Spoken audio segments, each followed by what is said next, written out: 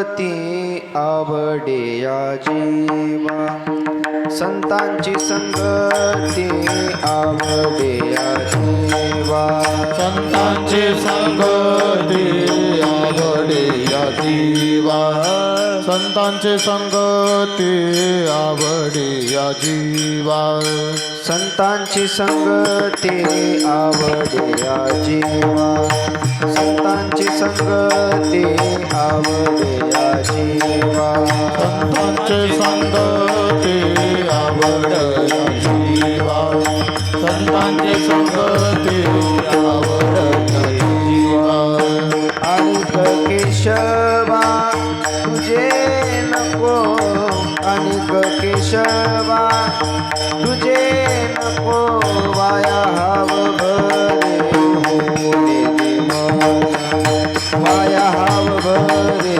होणे दे मन अनिक देवा तुझे नको अनिक या देवा तुझे नको वाया हव भरी होणे दिवान वाया हव भरी होणे दिवान राखा आवरण तुमचे तुम्ही राखा आवरण तुमचे तुम्ही वाया हाव भरे होणे दे मन वाया हाव भरे होणे दे मन राखावरोने तुमचे तुम्ही राखावरोने तुमचे तुम्ही वाया हव भरी होणे दिवान वाया हव भरी होणे दिवान कर्म मेळा म्हणे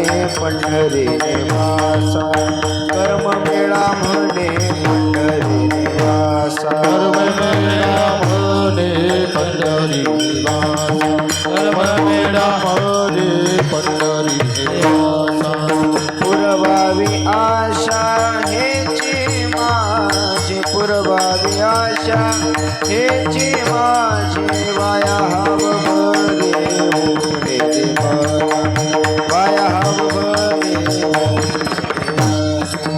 पुरवावी आशा पुरवावी आशा हेची माझी वाया हाव भरे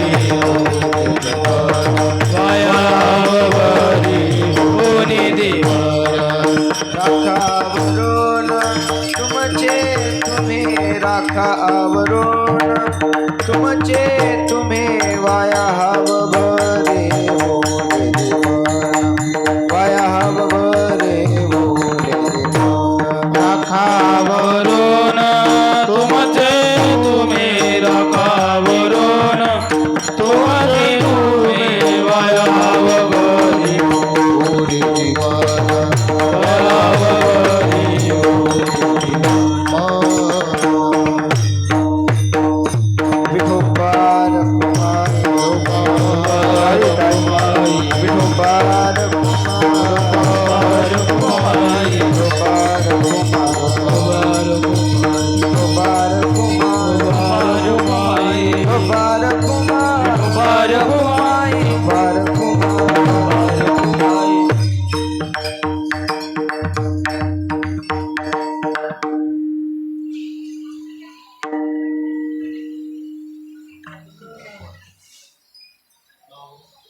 हॅलो हरी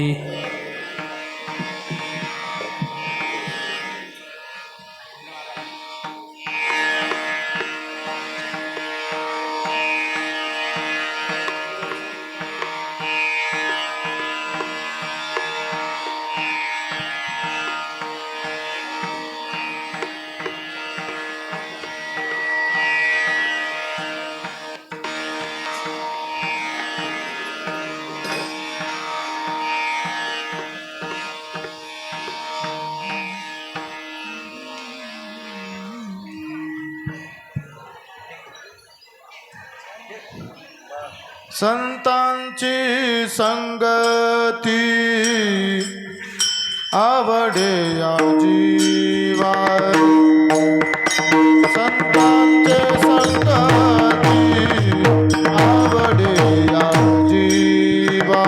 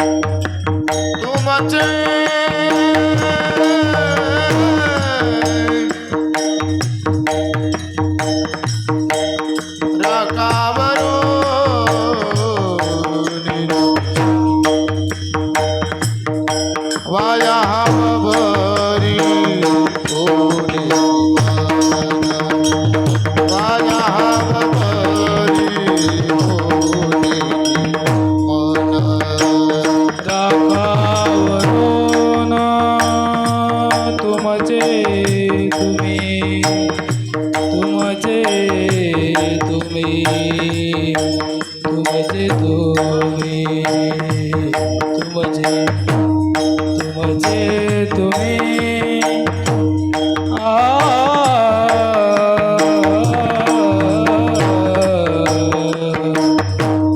रागावरून तुमचे तुम्ही तुमचे तुमचे तुम्ही तुमचे तुम्ही रागावरून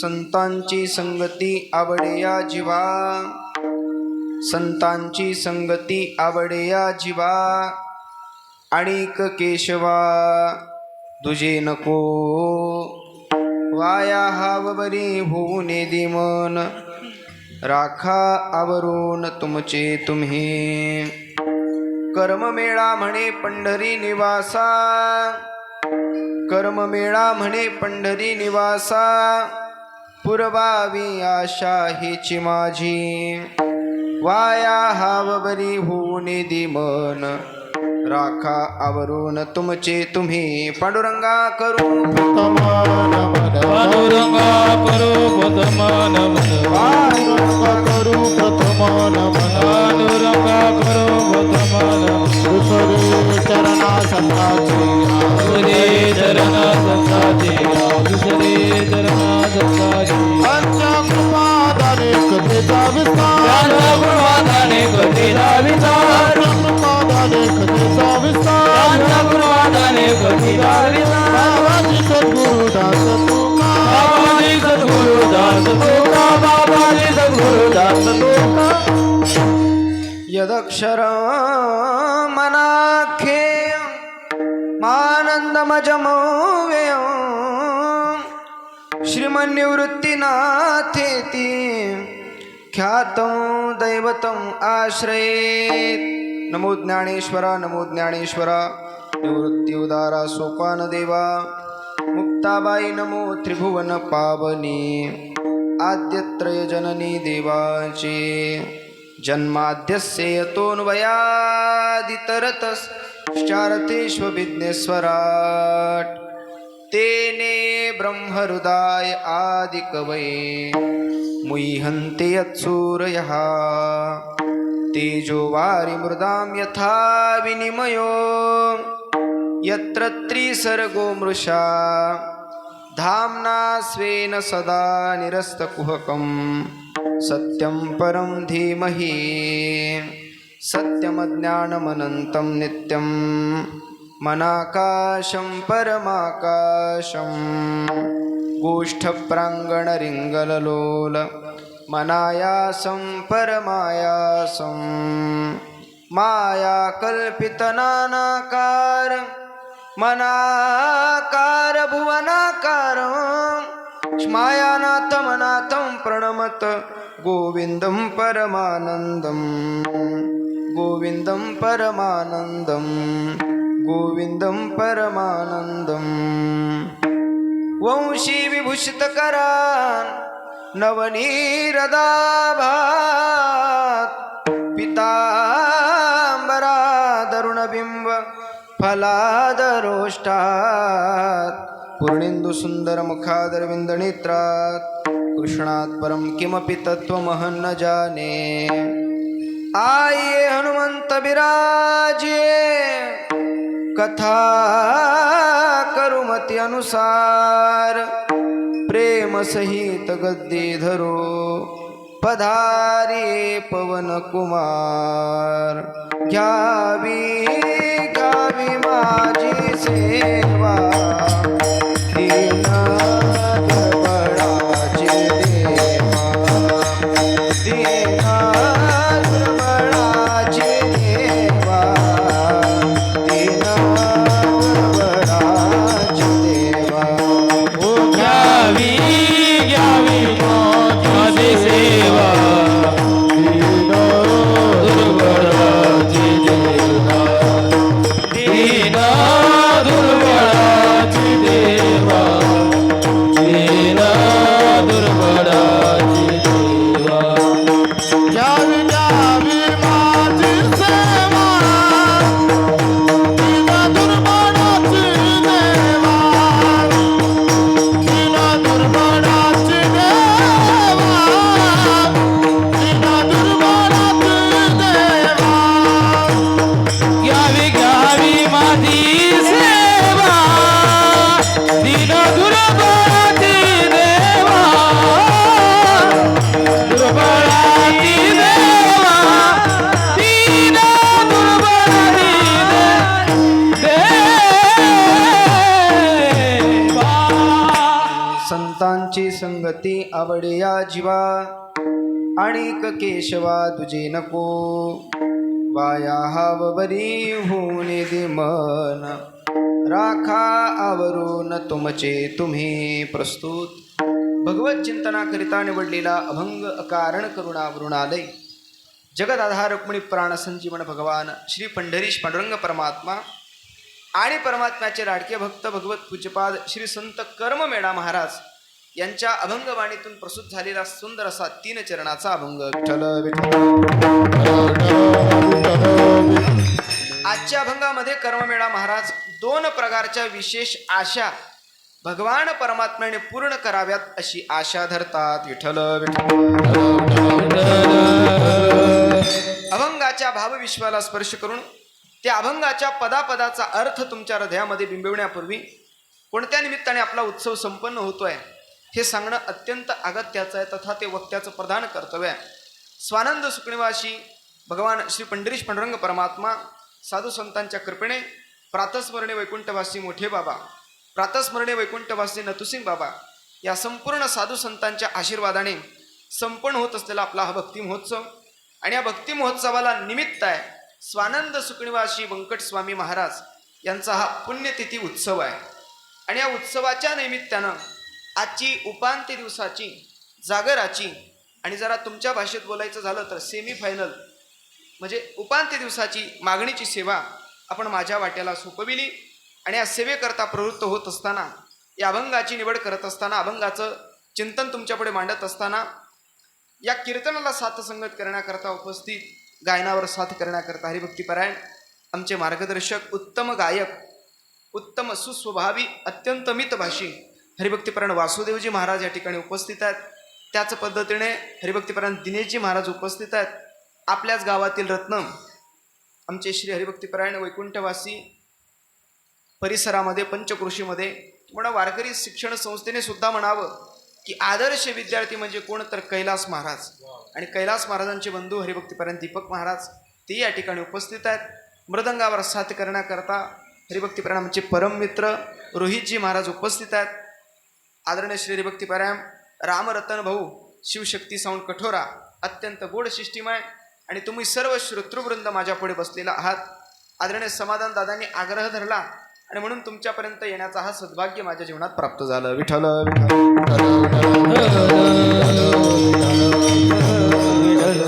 तुमच्या पुढे बोलत असताना सद्यस्थितीला मी 1100 किलोमीटर प्रवास करून आलेलो.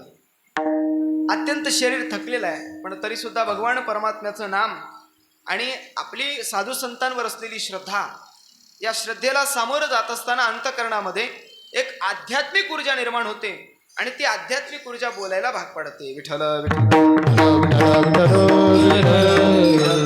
सह्याद्री आणि सातपुडा या दोन्ही पर्वतरागांच्या मध्यात वसलेलं आपलं खर्डी गाव, अत्यंत खरड, कोणत्याही पदार्थातली खरड किंवा भातातली खरड जशी चविष्ट लागते तसा असा चविष्ट पदार्थ, आपल्या चविष्ट परमार्थ आपल्या गावातला आहे. बंकट स्वामी महाराज कोण होते? बहुतांश महाराष्ट्रातल्या प्रांतातल्या काही लोकांना माहीत नाही, पण एक मराठवाड्यात अवतीर्ण झालेले संत महात्मा. काल बंकट स्वामींची पुण्यतिथी होती, आपण चरित्र भाग पाहिलाच असेल, पण तरी सुद्धा ज्या अर्थी अंगावर दांडेकर परिधान केलेला आहे आणि नैमित्य बंकट स्वामींच्या पुण्यतिथीचं असेल तर थोडं चरित्र सांगण्याचं सद्भाग्य माझ्या वाणीत मी करण्याचा प्रयत्न करणार आहे. विठ्ठल बंकट स्वामी कोण आहे हे सर्वांना ज्ञात आहेच आहे, पण तरी सुद्धा आणि एक विशेष नामोल्लेख करायचा राहिलेला आहे. ज्यांच्या श्रीमुखातून आपण कथा श्रवण करीत आहात हरिभक्तीपरायण अनिलजी महाराज, आणि त्यातल्या त्यात आज सेवेकरता जे उपस्थित आहेत हरिभक्तीपरायण ज्ञानेश्वरजी महाराज लोणीकर, ही पारमार्थिक मंडळी उपस्थित आहेत. बंकट स्वामी कोण आहे आपल्या पुढे मांडायचं आहे आणि मला अभंगाकडे वळायचं आहे. मराठवाडा प्रांत आहे, महाराष्ट्रामध्ये काही प्रांत आहे, काही एक खानदेश प्रांत आहे, विदर्भ प्रांत आहे, तिकडे त्या बाजूला पश्चिम भागामध्ये कोकण प्रांत आहे, काही पश्चिम महाराष्ट्र आहे, असा एक प्रांत आहे. त्यातल्या त्यात एक मराठवाडा नावाचा प्रांत आहे. त्या मराठवाड्यामध्ये बीड नावाचा जिल्हा आहे. मांजरसुंबाच्या पुढे जर तुम्ही गेलात तर निनगूर नावाचं गाव आहे. त्या गावामध्ये प्रातस्मरणीय बंकट स्वामी महाराज अवतीर्ण झाले, मला वाटतं 19व्या शतकामध्ये. ते अवतीर्ण झाल्यानंतर ज्यावेळेला अवतीर्ण झाले त्यावेळेला आईच्या गर्भामध्ये 9 महिने 9 दिवसाच्या पेक्षा जास्त आईच्या गर्भामध्ये बंकट स्वामी महाराज राहिले.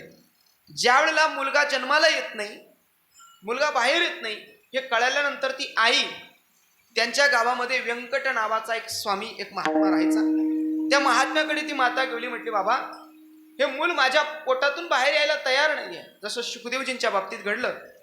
काय हे मूल जन्माला येत नाही? म्हणून त्या आईनं त्या व्यंकट नावाच्या स्वामीला विचारलं. त्यावेळेला त्याने सांगितलं काही दिवसात ते बाळ बाहेर येईल, आणि त्यावेळेला त्यांचा जन्म झाला. व्यंकट स्वामींच्या प्रसादाने मुलगा मिळाला, म्हणून नाव ठेवण्यात आलं बंकट स्वामी. विठ्ठल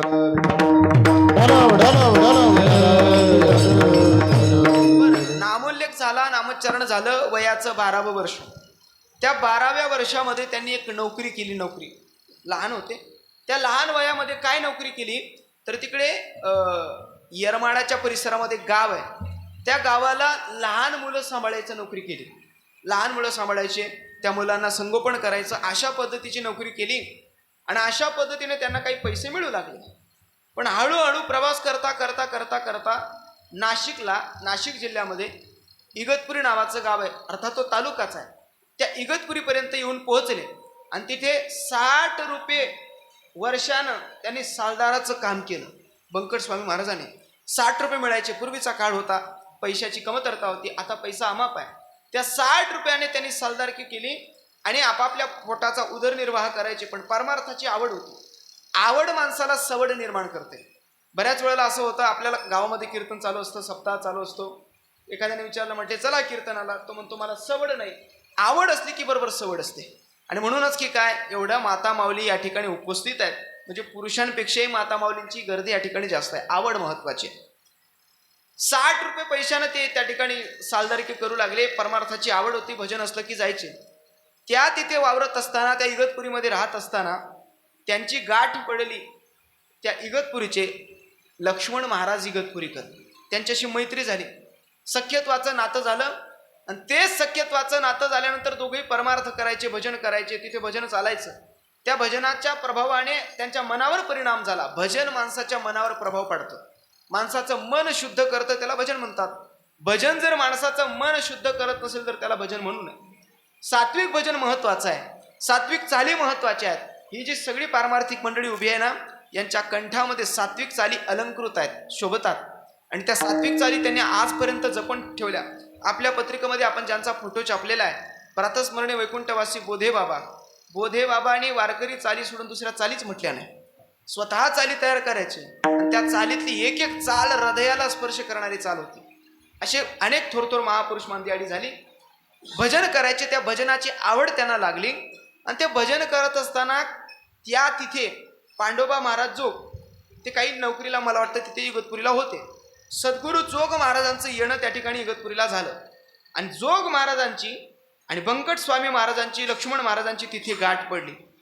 एखाद्या विद्यार्थ्याला, एखाद्या लहान बालकाला जसं आई हरवली आणि हरवलेली आई अचानक सापडावी, त्या बाळाला जेवढा आनंद होतो किंवा त्या आईला जेवढा आनंद होतो, तसं लक्ष्मण महाराजांना, बंकट स्वामी महाराजांना, सद्गुरू जोग महाराजांना पाहिल्याबरोबर आनंद झाला. कारण जोग महाराज म्हणजे आई आहे. विठ्ठल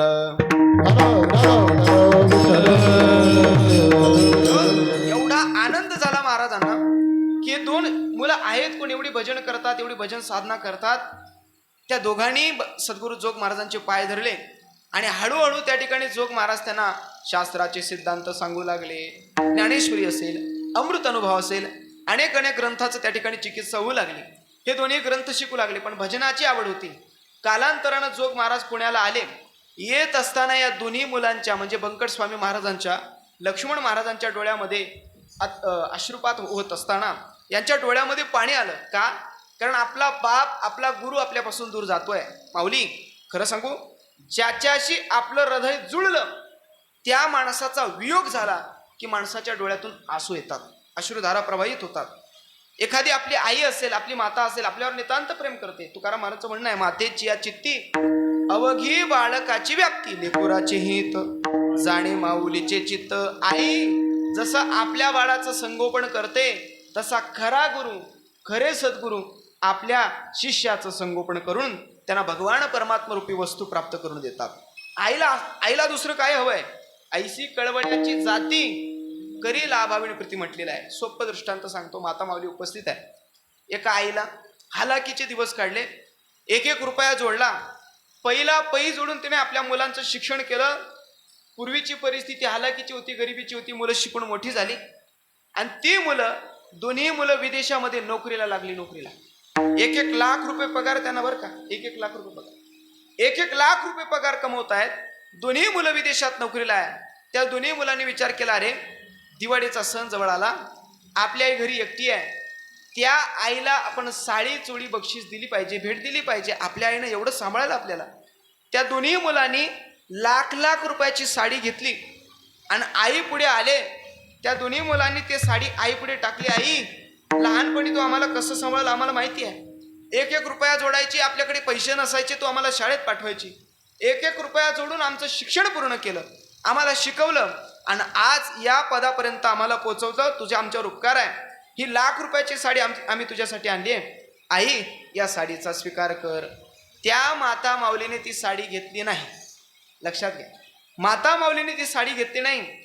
हे दोन्ही मुलं हात जोडू लागले. आई, साडी का घेत नाही? म्हटले, बाळा, तुझी साडी मला नको, तुमची लाख रुपयाची साडी मला नको. का नको आई तुला?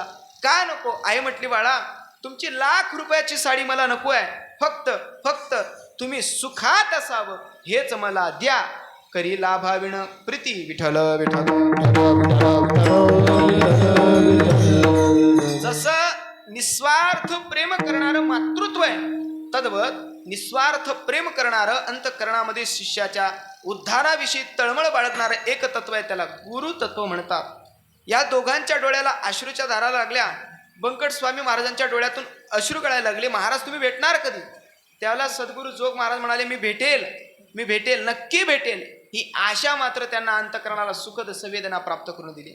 सद्गुरू जोग महाराज आले. इकडे बरेच दिवस झाले गेल्यानंतर पुन्हा सद्गुरू जोग महाराजांचं येणं तिथं झालं. ज्या वेळेला सद्गुरू जोग महाराज पुन्हा आले, या दोन्हीच्या चेहऱ्यावर अश्रुधारा प्रवाहित झाल्या. दोघांना हसू आलं की अरे म्हटले महाराज आले, आपले गुरुदेव आले. दोघांनी पाया पडले. आता मात्र महाराज तुम्ही आम्हाला तुमच्या सोबत घेऊन जा.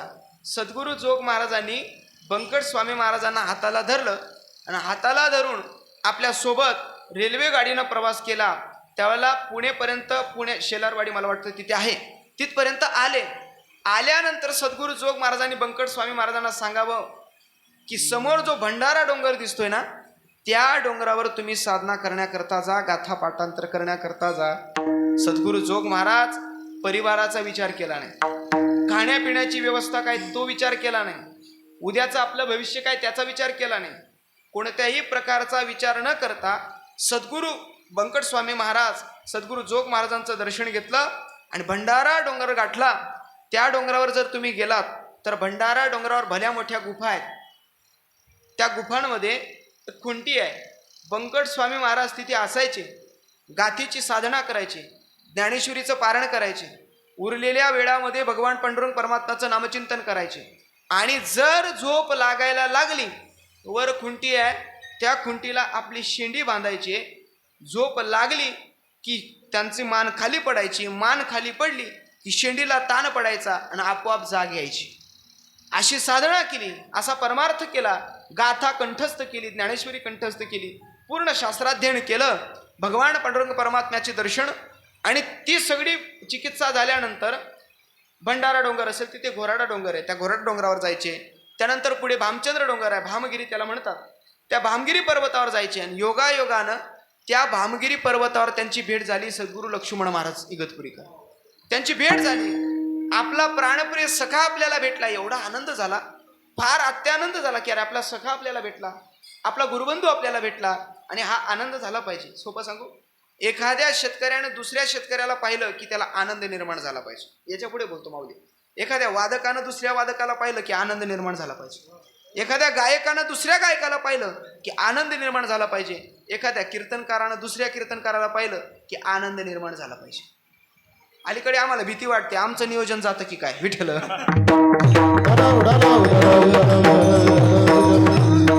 संप्रदाय काय शिकवतो? संप्रदाय बंधुत्व शिकवतो, संप्रदाय समानता शिकवतो, संप्रदाय समन्वय शिकवतो. हे संप्रदायाचं मूल तत्व आहे. आपला गुरुबंधू भेटला, प्राणप्रिय सखा भेटला, आनंद निर्माण झाला. हृदयाशी कवटाळलं बंकट स्वामी महाराजांनी लक्ष्मण महाराजांना. दोघंही साधना करू लागले आणि योगायोगानं वद्य वारी आली. ती वारी आल्यानंतर एकादशी होती. त्यांना कळालं की मल्लाप्पा वास्करांच्या फळावर सद्गुरू जोग महाराजांचं कीर्तन असतं. ते कीर्तन आहे म्हणून कळाल्याबरोबर दोघंही गुरुबंधू आळंदीला आले. आल्यानंतर महाराजांच्या कीर्तनामध्ये बंकट स्वामी महाराज मृदंग वाजू लागले. लक्षात घ्या बरं का, बंकट स्वामी महाराज मृदंग वाजू लागले. लक्ष्मण महाराजांनी हातात टाळ घेतला आणि ज्यावेळेला सद्गुरू जोग महाराज कीर्तनाला उभे राहिले, कीर्तन झाल्यानंतर त्यावेळेला ते बंकट स्वामी महाराजांचं मृदंग वादन पाहिलं. अरे आपला शिष्य एवढा तयार झाला, एवढा कलागुण संपन्न आहे. त्यावेळेला सद्गुरू जोग महाराजांनी त्यांना दोघांना घेतलं आणि पुण्याला आपल्या वाड्यामध्ये ठेवलं. अनेक ग्रंथांचं अध्ययन त्यांच्याकडून करून घेतलं, त्यांना ज्ञान दिलं, त्यांना कला दिली, त्यांना सर्व गुण संपन्न केलं. आणि बंकट स्वामी महाराजांना सद्गुरू जोग महाराज म्हणाले, आता मात्र कीर्तन प्रवचन करीत जा. म्हणजे उगच कीर्तन प्रवचन करायचे नाही, तेव्हापासून चालत आलेलं. कीर्तन प्रवचन करायचं म्हणजे काहीतरी संस्था म्हणा, काहीतरी 4 वर्ष म्हणा, असं तुम्ही अध्ययन केलं पाहिजे. त्यावेळेला बंकट स्वामी महाराजांना सांगितलं, आता तुम्ही कीर्तन प्रवचन करा. महाराज कीर्तन प्रवचन करू लागले. मराठवाडा असेल, विदर्भ असेल, कोकण असेल किंवा आपला खानदेश प्रांत असेल, या सगळ्या प्रांताला बंकट स्वामी महाराजांनी पिंजून काढले. एवढी कीर्तनं केली, एवढी कीर्तनं त्या कालावधीमध्ये केली. कीर्तनं करायचे, घरी यायचं, भगवान परमात्म्याचं नामचिंतन करायचं, साधना करायची, असा त्यांचा कालक्रम चालू होता. पण तो कालक्रमणा चालू असता मात्र गंमत अशी झाली माऊली, त्या बंकट स्वामी महाराजांची भेट पुन्हा लक्ष्मण महाराजांशी झाली. लक्ष्मण महाराज एक वाक्य म्हटले, आता तुम्ही महाराज झालात, आता देव प्राप्त झाला काय न झाला काय? वाक्य काय बोलले? म्हणजे महाराज झाल्यानंतर देवाची प्राप्ती होते न होते हा संकुचित प्रश्न आहे. आता तुम्ही कीर्तनकार झालात, आता तुम्हाला तुमचा उद्धार नाही लोकांचा उद्धार महत्वाचा वाटतो. त्याला बंकट स्वामी महाराज म्हटले, आता इथून पुढचे कीर्तन कॅन्सल. जोपर्यंत देवाची प्राप्ती होत नाही तोपर्यंत आम्ही भगवान कीर्तनाला जाणार नाही. देवाची प्राप्ती व्हावी म्हणून हे दोन्ही गुरुबंधू निघाले. रेल्वेनं प्रवास करता करता कासारी नावाचं नांदगावला उतरले. तिथं कासारी नावाचं गाव आहे. त्या कासारी नावाच्या गावामध्ये पहाड आहे. त्या पहाडी एरियामध्ये दोन्ही गुरुबंधू त्यांच्या समवेत, मला वाटतं एक तिसरे व्यक्तिमत्व होतं, एक साधक होते, ते तिथे गेले. गेल्यानंतर साधना करू लागले. 4 दिवस झाले अन्न पाणी घेतलं नाही. अन्न पाणी न घेता भगवान परमात्म्याने दर्शन दिलं नाही, तरी सुद्धा उपोषण सोडायला तयार नाही. एकाला राहवलं नाही, ते घर निघून आले.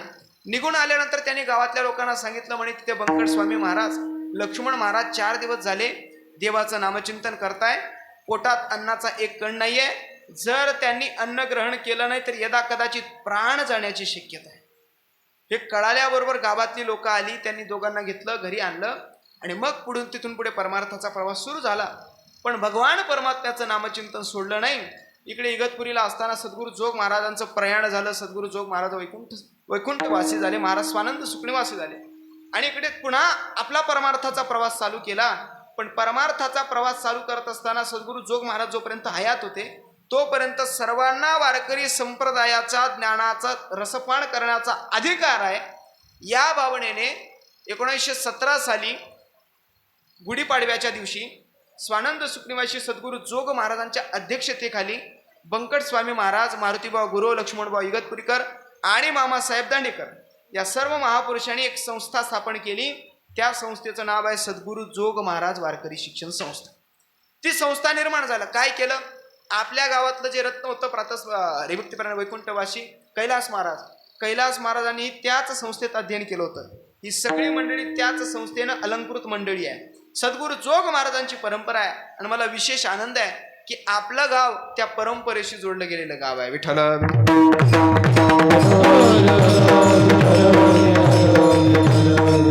पुढे बंकट स्वामी महाराजांचं प्रयाण झालं. महाराज वैकुंठवासी झाले. त्यानंतर सुद्धा महाराजांची प्रतिभा, महाराजांचा साधना आजही आम्हाला आमच्या हृदयामध्ये भक्तीची उत्स्फूर्तता निर्माण करतं. हे सद्गुरू बंकट स्वामी महाराजांचं स्थान आहे. आपल्या गावानं बंकट स्वामी महाराजांना काय दिलं मी असं ऐकलं बरं का, कितपत खरं मला माहित नाही. पंढरपूरचा जो मठ आहे त्या मठाला पैसाच आपल्या खर्डी गावाचा आहे. पैसाच आपल्या खर्डी गावाचा, म्हणजे एवढा मोठा भव्य दिव्य मठ त्या ठिकाणी स्थापन झाला. ते तुमच्या दातृत्वातून झाला, हे विशेष आहे. आणि म्हणून अशा बंकट स्वामी महाराजांवर आपलं प्रेम आहे. काय महाराजांची विशेषता होती बंकट स्वामी महाराजांची? सोपं सांगतो. बालगंधर्व आहे पुण्यामध्ये, बालगंधर्व. त्या बालगंधर्वांना सुद्धा ज्यांचा काकडा ऐकावा वाटतो, बंकट स्वामी महाराज पंढरपुराच्या त्या मंदिरामध्ये गाभाऱ्यामध्ये काकडा करायचे. काकडा, आणि तो काकडा ऐकण्याकरता लोक 2-2 वाजता, रात्रीच्या 2-2 वाजता एकत्रित गर्दी करायचे आणि काकडा ऐकायचे. काकडा, आणि त्या 2 वाजता गर्दी करणारा पुण्यातला प्रसिद्ध गायक, त्यांचं नाव बालगंधर्व, ते सुद्धा सद्गुरू बंकट स्वामी महाराजांच्या काकड्याला उपस्थित राहायचे. एवढी त्यांची थोरी आहे. विठ्ठल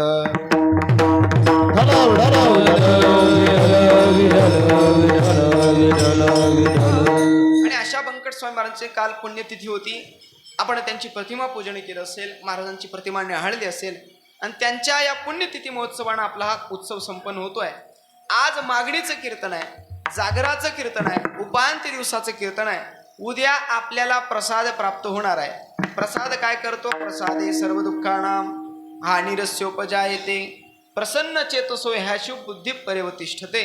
तुमच्या जीवनामध्ये प्रसाद सर्व दुःखाचा नायनाट करण्याकरता महत्त्वाचा आहे.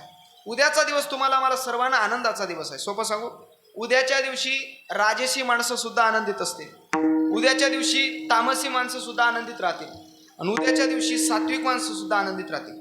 राजसी माणसं आनंदित राहतील का? कारण त्यांना चांगल्या पद्धतीच्या गवळणी ऐकायला मिळणार आहे. तामसी माणसं, सात्विक माणसं आनंदित राहतील का? कारण त्यांना देवाचा प्रसाद प्राप्त होणार. आणि तामसी माणसं आनंदित राहतील का? कारण 7 दिवस गावात चाललेली कटकट एकदाची मिटणारे म्हणून. सगळ्या लोकांचा उद्याचा दिवस आनंदाचा आहे, पण उद्या प्रसाद म्हणून आपल्याला काय मिळावं हे सांगण्याचा दिवस आजचा आहे. विठ्ठल.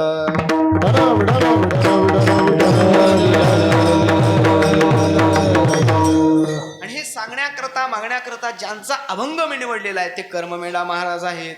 कोण कर्ममेळा महाराज? वारकरी संप्रदायामध्ये संत चोखोबार आहे आणि संत सोयराबाई या दोन्ही संत द्वयांच्या पोटी अवतीर्ण झालेले संत म्हणजे कर्ममेळा महाराज. वारकरी संप्रदायानं कोणत्याही जाती धर्माला थारा दिला नाही. अलीकडे लोक म्हणतात वारकरी संप्रदाय हा एकांगी संप्रदाय. अजिबात नाही. वारकरी संप्रदाय हा सर्व समावेशक संप्रदाय. या संप्रदायामध्ये कोणी जात विचारत नाही, कोणी धर्म विचारत नाही, कोणी पंथ विचारत नाही. अरे कटनट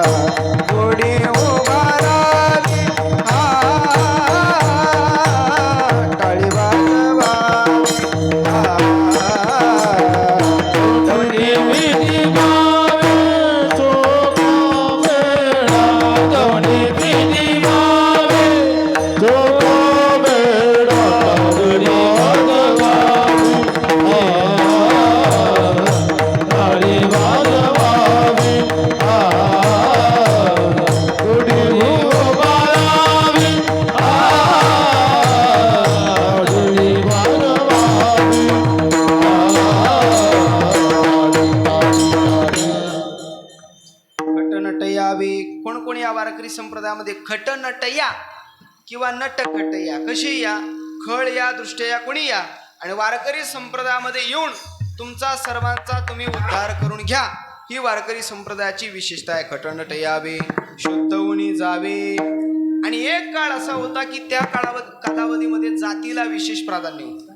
अस्पृश्य जातीला वारकरी संप्रदायामध्ये काही कर्मठ माणसं प्रवेश देत नव्हती, पण त्याही काळामध्ये वारकरी संप्रदायामध्ये कार्यरत असून अभंग रचना करून श्री संत कर्ममेळा महाराजांनी आपल्या समाजाला काहीतरी उद्धार व्हावा या कारणानं अभंग रचना केली आणि त्याच अभंगातला हा एक आजचा अभंग आहे. विठ्ठल विठ्ठल.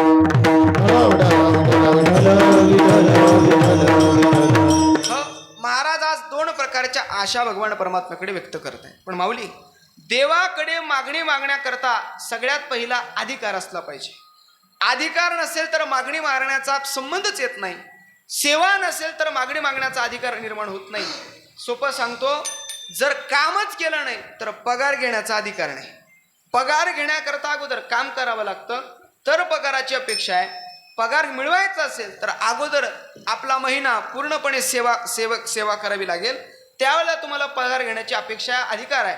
तसं माऊली, आम्हाला वारकरी संप्रदायामध्ये आल्यानंतर काहीतरी मागणी मागायची असेल तर मागणी मागण्याकरता सगळ्यात पहिला प्रश्न आहे तो म्हणजे सेवा. सेवा फार महत्वाची. सेवा केल्याविना, काहीतरी कार्य केल्याविना, काहीतरी अंतःकरणामध्ये प्रक्रिया घडल्याशिवाय मागण्याचा अधिकार निर्माण होत नाही. आता याच्या पुढचा मुद्दा म्हणतो, वारकरी संप्रदायामध्ये मागणी मान्यच नाही. विठ्ठल.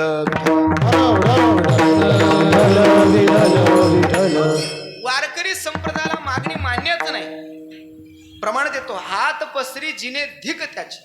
तुकाराम महाराज म्हणतात, जो हात पसरतो जगापुढे मागतो.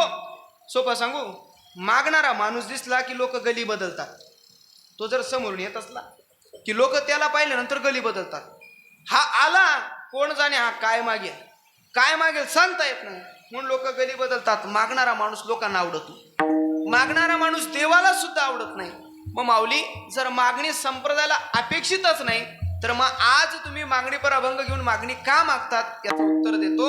याचं उत्तर असं आहे, प्रापंचिक सांसारिक मागणी संप्रदायाला मान्य नाही आणि परमार्थिक मागणी संप्रदायाला मान्य आहे.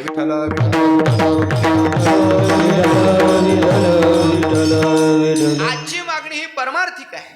मग काय अधिकार प्राप्त करावा? सोपं सांगतो, आपल्या अंतःकरणातल्या 3 गोष्टी टाकाव्या. त्या 3 गोष्टी टाकल्या म्हणजे तुम्हाला मागण्याचा अधिकार होतो. काय काय टाकावा? पहिला अहंकार टाकावा, दुसरा काम वासना टाकावी आणि तिसरा प्रपंचातला मोह टाकावा. या 3 गोष्टी जोपर्यंत तुम्ही टाकत नाही तोपर्यंत तुम्हाला मागण्याचा अधिकार निर्माणच होत नाही.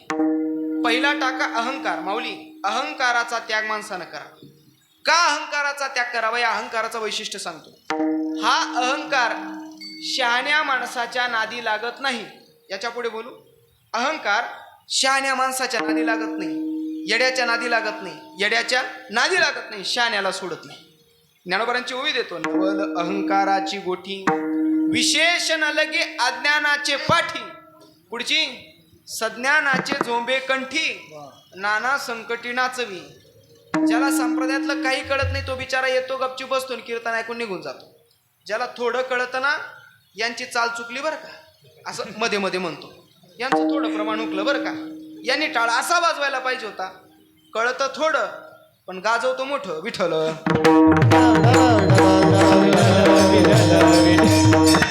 असे कोणी भेटले ना, बिनधास्त माईक त्यांच्या पुढे ठेवायचा, टाळ त्यांच्या पुढे द्यायचा, म्हणायचं म्हण तू. असं म्हटल्याबरोबर बघ गपचूप मागं पड. अहंकार नसला पाहिजे. माऊली कीर्तन ऐकत असताना आपण अज्ञानी आहोत, मला काही कळत नाही, मला त्याच्यातलं वर्म ज्ञान नाही, या पद्धतीने कीर्तन ऐकायचं. मुळात आपण कीर्तन कशासाठी ऐकतो हेच मला कळत नाही हो. ज्या दिवशी तुम्ही कीर्तन मनोरंजनासाठी ऐकाल ना त्या दिवशीच तुम्ही तुमचा पाय खड्ड्यात घालता. ज्या दिवशी तुम्ही कीर्तन आपला उद्धार व्हावा या भावनेतून ऐकाल त्या दिवशी तुमचा उद्धार व्हायला वेळ लागणार नाही. विठ्ठल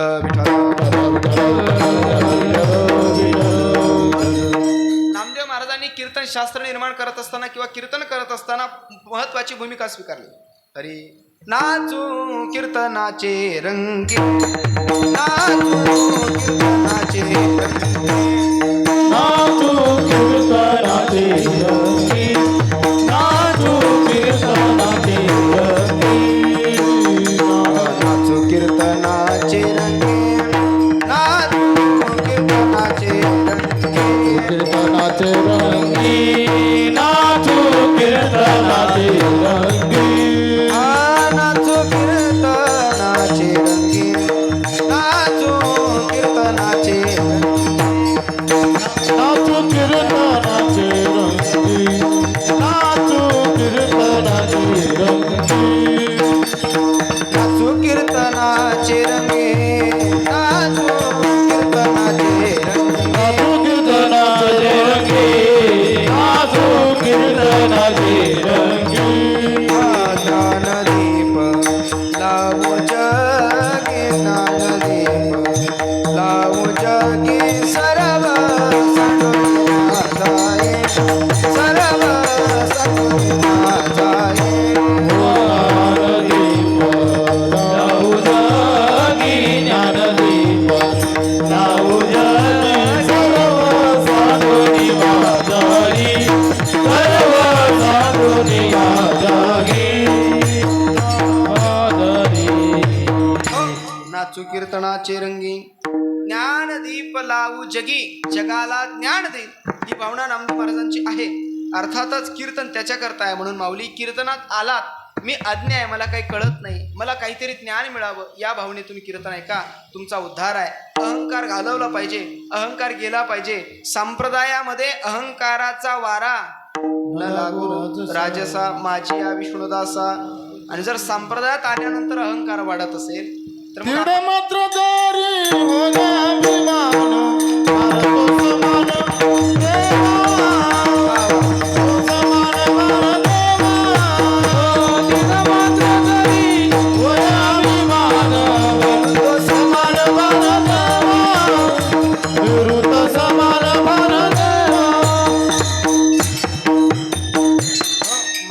म्हटले तुमचा अहंकार जर घालवायचा असेल तर देवाला शरण जा, आणि देवाला शरण केला तर काय होईल? महाराजांनी प्रमाण दिलं ते तिळभर जरी होय अभिमान मेरू तो समान भार देवा, त्याचा भार देवाला वाटतो.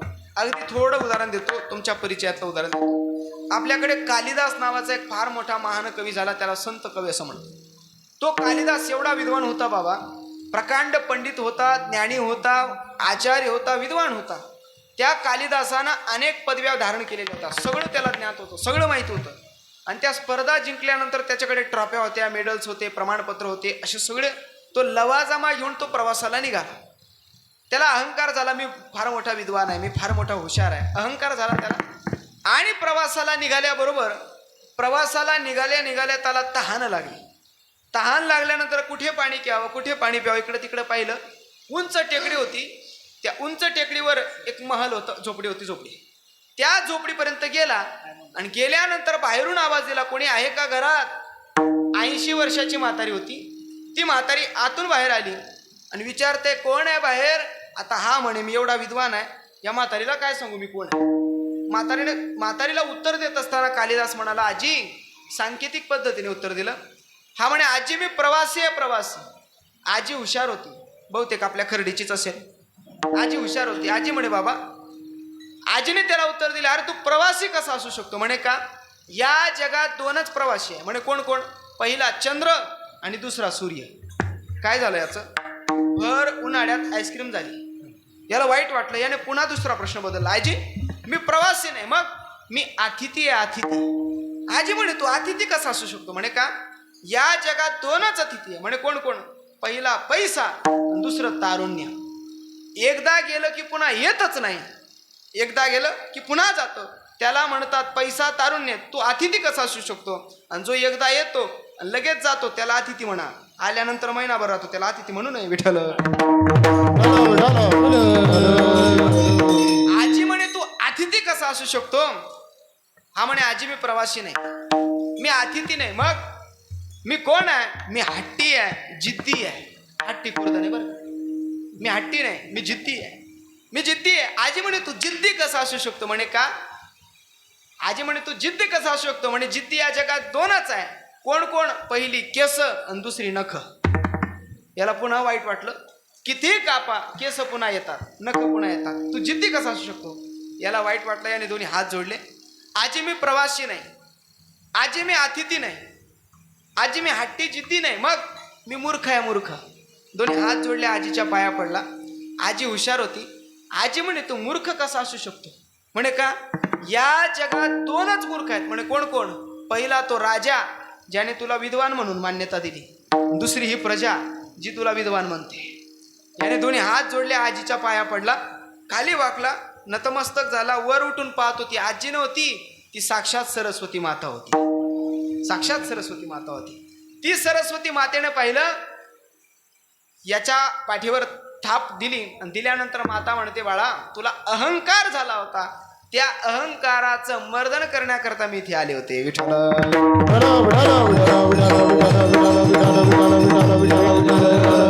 म्हणून माऊली, पहिले अहंकार सोडा, त्याग तरी ऐसा करा, अहंकारा दवडावे, अहंकारा दवडावे, अहंकारा दवडावे.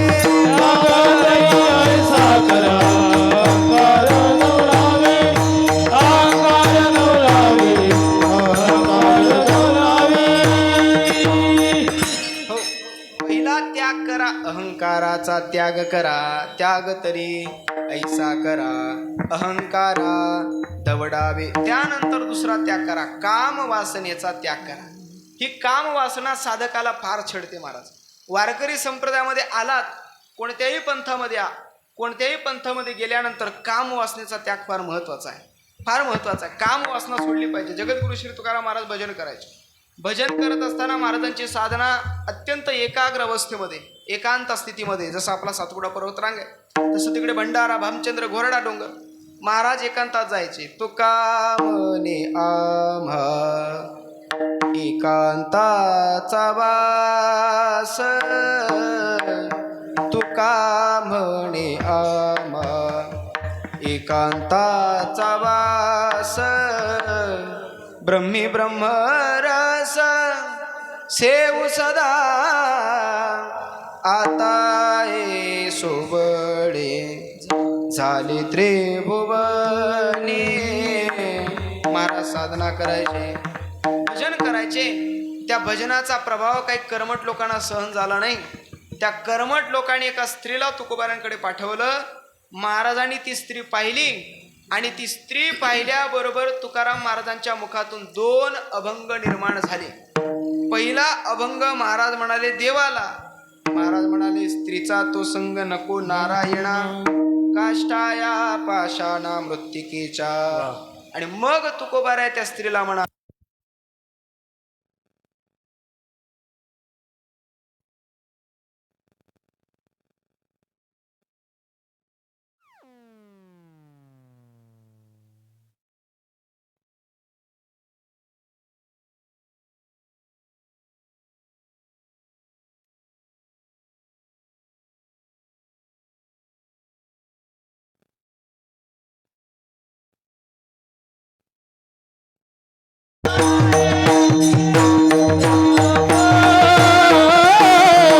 आम्ही विष्णुदास तैसे नव्हे.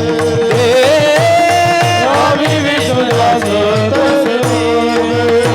दैव तुम्हाते नकरी सायास. दैव तुम्हाते नकरी सायास. दैव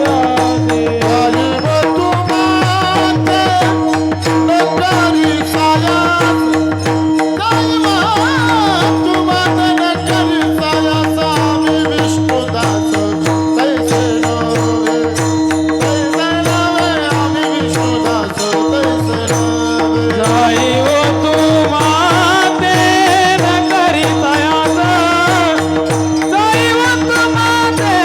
नकरी सायास.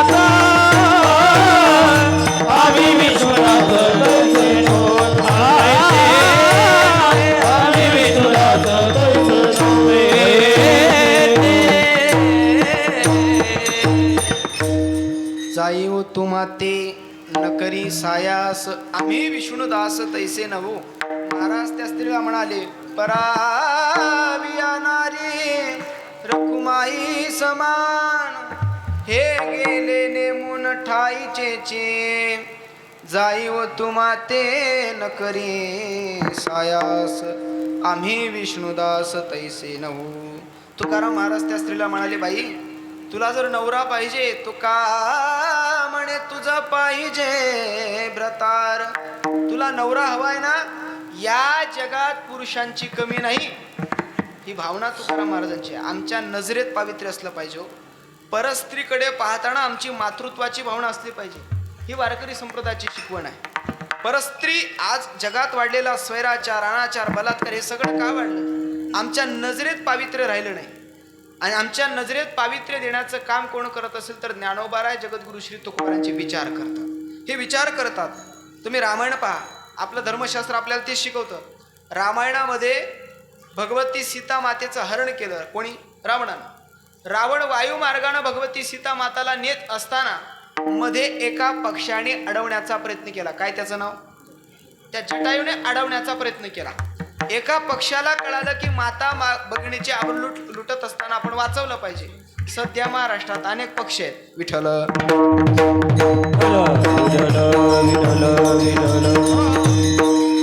आपल्या नजरेत पावित्र्य पण असलं पाहिजे. परावी या नारीला मातृत्वाची भावना. आमचे श्री गुरु शास्त्री बाबा त्यांच्या कक्षामध्ये जर तुम्ही प्रवेश केला तर त्या दरवाजाच्या पाठीमागे एक गोड अभंग त्यांनी लिहिलेला आहे. साधने तरी हीच दोन्ही, जरी कोणी साधील परद्रव्य परणारी याचा धरी विटाळ. आपले शांताराम गुरुजी मालेगावकर ते असं म्हणाले, भूषण महाराज आयुष्यामध्ये मोठं व्हायचं असेल तर या 2 तत्वाला जपा. म्हटलं कोणते कोणते? एक परनारी आणि परद्रव्याचा आभेला सोडा. आयुष्यामध्ये तुम्हाला मोठं होण्यापासून कोणी वाचवणार नाही. विठ्ठल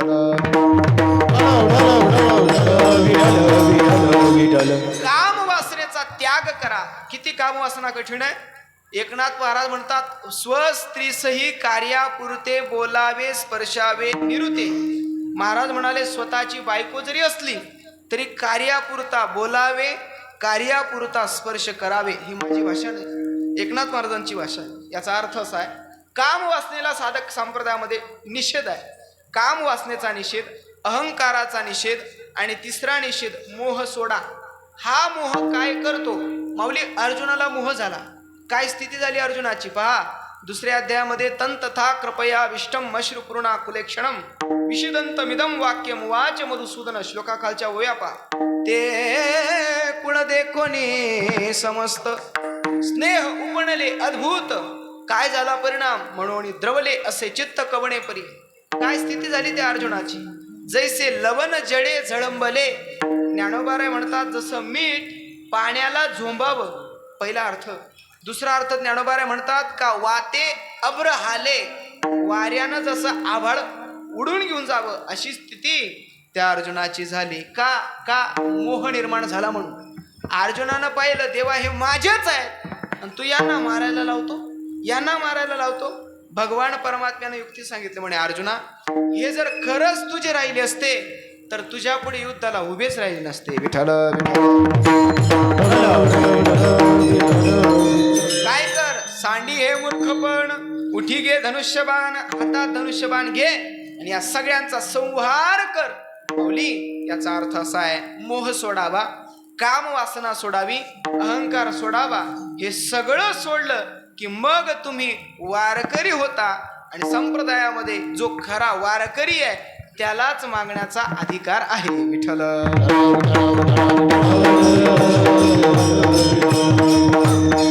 आता प्रश्न असा निर्माण होतो, मागावं हे मी सिद्ध केलं, आता का मागावं हे पण सिद्ध करून जातो. आपण जर या मानवी देहाचा विचार केला तर हा देह शास्त्रकार असं सांगतात दुर्लभ आहे. दुर्लभम त्रयमेवैतत् देवानुग्रहेतुकम मनुष्यत्वम मुमुक्षुत्वम महापुरुष संश्रयः. शास्त्रकार असं म्हणतात नरदेह दुर्लभ आहे. एकनाथ महाराजांनी सुद्धा वासुदेव नरदेह दुर्लभ जाना, नरदेह दुर्लभ जाना, नरदेह दुर्लभ जाना, नरदेह दुर्लभ जाना. वर्षाची गणना, वर्षाची गणना, वर्षाची गणना, वर्षाची गणना. मध्ये दुःख यातना, मध्ये दुःख यातना, मध्ये दुःख यातना, मध्ये दुःख यातना. मी आत्मा मधुसूदना, तुम्ही वासुदेव वासुदेव म्हणा, तुम्ही वासुदेव वासुदेव म्हणा, तुम्ही वासुदेव वासुदेव म्हणा, तुम्ही वासुदेव वासुदेव म्हणा, तुम्ही वासुदेव वासुदेव म्हणा, तुम्ही वासुदेव वासुदेव म्हणा, वासुदेव वासुदेव म्हणा, तुम्ही वासुदेव वासुदेव म्हणा. नरदेह दुर्लभ जाना. एकनाथ महाराजांनी म्हटलेलं आहे. अर्थात सर्व संतांचं प्रमाण आहे नरदेह दुर्लभ आहे. पहिली गोष्ट दुर्लभ आहे आणि मिळाला तर काळ याच्या पाठीमागे लागलेला आहे. म्हणजे प्राप्त होणंही दुर्लभ आहे आणि मिळाल्या काळ सुद्धा याच्या पाठीमागे लागतो. म्हणजे जन्म आणि मृत्यू. मानवी देह मिळाला की त्याच्या पाठीमागे लागलेला आहे. शरीर धर्म स्वीकारला, शरीर स्वीकारलं की त्याच्या दोन बाजू असतात. पहिली बाजू असते जन्म आणि दुसरी बाजू असते मृत्यू. ज्याचा जन्म झालेला आहे त्याला मृत्यू निश्चित आहे. आणि म्हणून मृत्यू होण्यापूर्वी किंवा काळ आपल्या पाठीमागे लागण्यापूर्वी माऊली म्हणतात महाकल्पा परवती कव घालोनी अवचिती. काळ पाठीमागे लागलेला आहे. एकनाथ महाराजांची भाषा आहे, घडी घडी काळा वाटयाची पाय, घडी घडी काळा वाटयाची पाय, घडी घडी काढा वाटाची पाय, घडी घडी काढा वाटाची पाय, घडी घडी काळा वाटयाची पाय, घडी घडी काळा वाटयाची पाय, घडी घडी काळा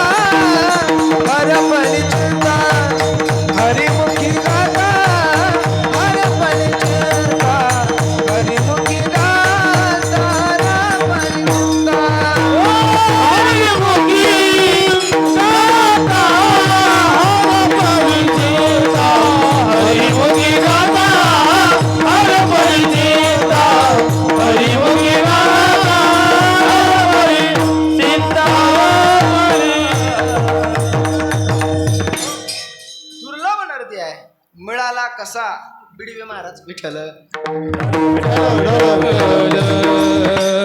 चालीचा विषय आहे. नरदेह मिळाला तर त्याचं सार्थकत्व करून घेतलं पाहिजे. आपल्याकडे एक प्रसिद्ध आपण म्हणतो कीर्तनामध्ये, काही मंडळी म्हणतात, हे जरी नाही काल मग दुसरा येईल सरते शेवटी बा काळ बांधून नेल एका जनार्दनी बा आमचे काय बा जाईल. आपला स्वस्तातला पिंगळा आहे विठ्ठल विठ्ठल. काळ दुर्लभ आहे, काळ सार्थक करून घ्या. अर्थातच प्राप्त होणं दुर्लभ आहे, प्राप्त होणं दुर्लभ आहे. आपण प्रमाण पाहिलं, पावला हा देव काकताळी न्याय कसा प्राप्त झाला, अगदी गोड भाव आहे. हा जो नरदेह मिळाला अगदी गोड आहे माऊली. एका राजाच्या राणीला रोग झाला बिचारीला. वैद्य आले. त्या वैद्यानं त्या राणीला हाताला सुतळी बांधली, दोरी बांधली, आणि त्या दोरीला स्पर्श करून सांगितलं राणीला काय रोग झालेला. राणीला काय रोग झालेला त्याने त्या दोरीला स्पर्श करून सांगितलं. त्यांना सांगितलं म्हणे, या राणीला जर वाचवायचं असेल तर जिवंत कावळ्याचं रक्त लागेल तर राणी वाची. आता जिवंत कावळा आणायचा कुठे आहे? कावळ्याची मोठी पंचायत आहे. कावळा भेटत नाही, जेव्हा पाहिजे तेव्हा मिळत नाही, जेव्हा नको तेव्हा फार येऊन बसतात. त्या नाशिक भागामध्ये दशक्रियेची प्रवचन असतात, ते बुवा लोक प्रवचन करतात. आणि प्रवचनाची तिकडे अशी पद्धत आहे, जोपर्यंत पिंडाला कावळा शिवत नाही तोपर्यंत प्रवचन बंद करायचं नाही. मग 1.5 तास 2 तास 2.5 तास प्रवचनचा, तोपर्यंत प्रवचन बंद करायचं नाही. बुवा लोक हुशार, त्यांनी कावळाच पाळायला सुरुवात केली. इकडे संपत आलं की तिकडे सोडून द्यायचा विठ्ठल. कावळा मिळणार कुठे माऊली? राजेशाहीमध्ये 4ही प्रकारचे दल हे राजाच्या ताब्यात असतात. आणि हा UPSCला आलेला प्रश्न आहे. लोकशाहीमध्ये 4ही प्रकारचे दल हे राष्ट्रपतीच्या ताब्यात असतात. राजाने आज्ञा दिली म्हणे, जा 4ही प्रकारच्या दलाला आज्ञा दिली, जिथे कुठे कावळा मिळेल तिथून कावळा शोधून आणा. हे 4ही प्रकारचे दल वेगवेगळ्या ठिकाणी गेले. कोणी भिका भीमा सांग विकर, कोणी कुठं. तर एक होता बिचारा वारकरी होता. तो वारकरी जाऊन कुठे जाणार आहे? वारकरी पंढरपूरला जाणार आहे. वारकरी पंढरपूरला आला. पंढरपूरला आल्यानंतर सकाळचा दिव्य प्रसंग होता. त्या सकाळच्या दिव्य प्रसंगाचं वर्णन अगदी गोड आहे. चंद्रभागा माता संतपणे वाहते आहे. अरुणोदय झालेला आहे. जिकडे तिकडे चिमण्यांचा पक्ष्यांचा लकलकाट आहे, किवाट आहे. सगळीकडे दिव्य प्रसन्नमय वातावरण आहे. आणि काही वारकरी तिथे काकडा करत आहेत. वचन ऐका कमळापती माझी रंकाची विनंती कर जोडितो कथे काळी.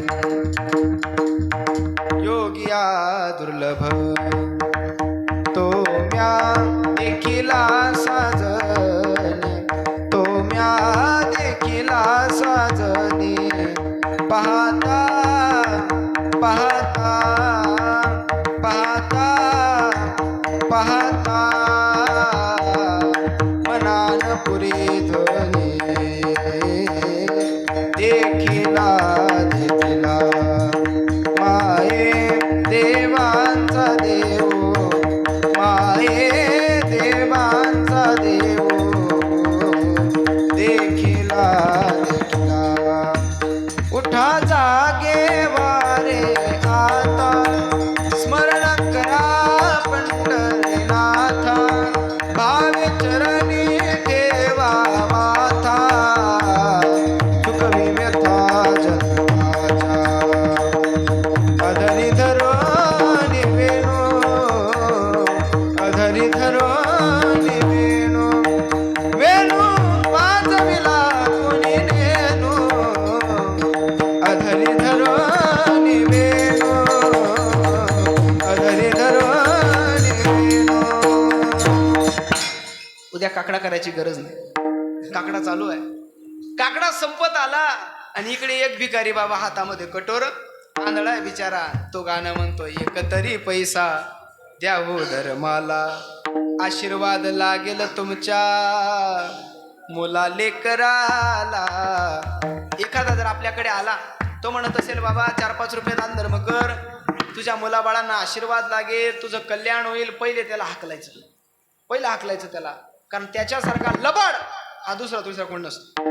तो हातामध्ये कटोरा धरतोय, आंधळा आहे बिचारा, देवाचं भजन करतोय. कोणीतरी पैसा द्या. एकानं पैसा दिला नाही, त्याच्या ताटात चपाती टाकली. चपाती काही कावळ्यांचा थवा वरून जातोय, पक्षी जात आहेत कावळे. त्या एका कावळ्यानं याच्या ताटात चपाती पाहिली, याच्या ताटातली चपाती कावळ्यानं पाहिली, कावळ्यानं खाली झेप घेतली. अलीकडे कावळ्यांना भिकाऱ्याच्या ताटात सुद्धा कमी पडला, त्यानं खाली झेप घेतली. याच्या ताटातली चपाती उचलणार, हा बिचारा टाळी वाजवत होता. टाळी वाजवता वाजवता कावळा याच्या टाळीत सापडला. पुणेरी भाषेत घावला. कावळा घावला, कावळा पकडला. त्या सैनिकानं पाहिलं याच्या हातात कावळा आहे. तो धावतच पळत आला आणि पळत आल्याबरोबर त्यानं पाहिलं याच्या हातात कावळा आहे. बिचारा आंधळा आहे, त्यानं पकडून ठेवलेला आहे. हा सैनिक त्याला विचारतो, म्हणे का रे आंधळ्या, तुला माहिती का तुझ्या हातात काय आहे? हा म्हणे माझे फुटले, तुझे फुटले का? अरे तुला माहिती ना माझ्या हातात काय? अरे म्हटले तुझ्या हातात कावळा आहे. कावळा आहे म्हणे, हो कावळा आहे. आता काय करायचं? म्हणे एक काम कर, या कावळ्याची गरज आम्हाला आहे, मग आता कावळा मला पाहिजे, कितीला देणार? भिकारी हुशार होता, तू कितीला घेणार? ही चोराची भाषा आहे. आपल्याकडे सारंगखेडा आहे, त्या सारंगखेड्याच्या यात्रामध्ये एकानं घोडा पळवून आणला, चोरून आणला. तो चोरीचा घोडा विकण्याकरता म्हणून तिथे बाजारात ठेवला. दिवसभर गिराईक यायचे, एक एक गिराईक पाहायचा, पण सौदा काय बसायचा नाही. संध्याकाळ झाली, दुसरा चोर आला. दुसऱ्या चोरानं याला विचारलं, म्हणे का कितीला दिला घोडा? हा म्हणे बाबा घोडा तू कितीला घेणार ते सांग. हा म्हणे मी घोडा घेणार. मग पहिले घोड्यावर बसणार, घोडा कसा चालतो ते पाहणार आणि मग घोडा घेणार. घोड्यावर बसला, जो गेला, सप्ताहाचा शेवटचा दिवस आला तरी आला नाही, अजून पळून गेला, आलाच नाही माऊली. पुन्हा हे लोक याच्याकडे आले, म्हणे का कितीला विकला घोडा? आता घोडा चोरीचाच होता, चोरीलाच गेला. तो म्हणे जेवढ्याला घेतला तेवढ्याला दिला. विठ्ठल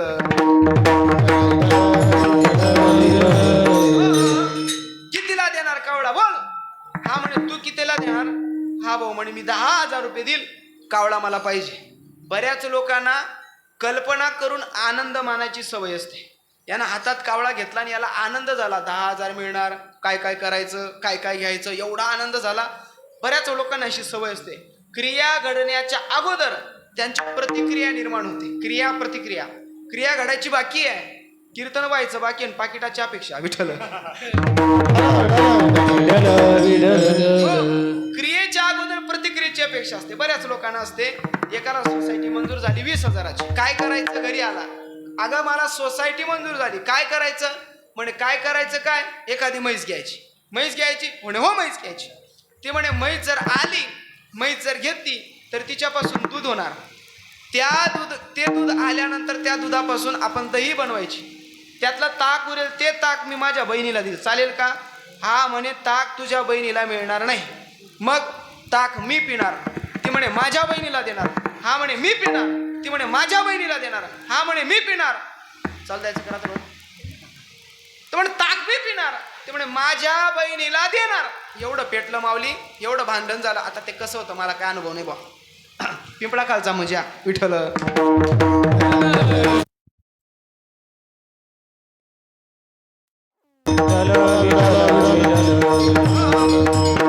याला अनुभवी व्यक्ती लागतो की नाही? अनुभवी लागतो. तर म्हणे ताक मिळणार नाही. भांडण पेटलं, जोरात भांडण चालू झालंय. बुवा कीर्तनकार बुवा चालले होते. म्हणजे काय झालं तुमचं? म्हणे बुवा ही म्हणते म्हशीचं ताक बहिणीला देणार, तुमचं काय म्हणणार आहे? हा म्हणे मी पिणार. बुवा म्हणे ताक कुठं आहे? तर म्हणे दूध दहीच आलं नाही. म्हणे दही कुठं आहे? दूधच आलं नाही. तर म्हणे दूध कुठं आहे? म्हैसच घेतली नाही. म्हैस घेतली नाही ताकाची अपेक्षा. तसं याला आनंद निर्माण झाला. काय करायचं 10,000चं? हा म्हणे 5,000 खिशात टाकायचे, 5,000 जावयाला द्यायचे, 5,000चा किराणा भरायचा. कावळा धरलेला आहे आणि तो आनंद एवढा निर्माण झाला माऊली, त्या आनंदाच्या भरामध्ये हातात गावलेला कावळा टाळी वाजवायला गेला आणि सोडून दिला. आता माझा तुम्हाला सांगणं आहे, अशा किती टाळ्या वाजवल्या म्हणजे त्याला कावळा गावल? त्याला कावळा सापडू शकत नाही. जसं अनावधानानं टाळी वाजवता वाजवता कावळा सापडला, तसं अनावधानानं पाप पुण्य समान झालं आणि हा मनुष्य देह सापडला. विठ्ठल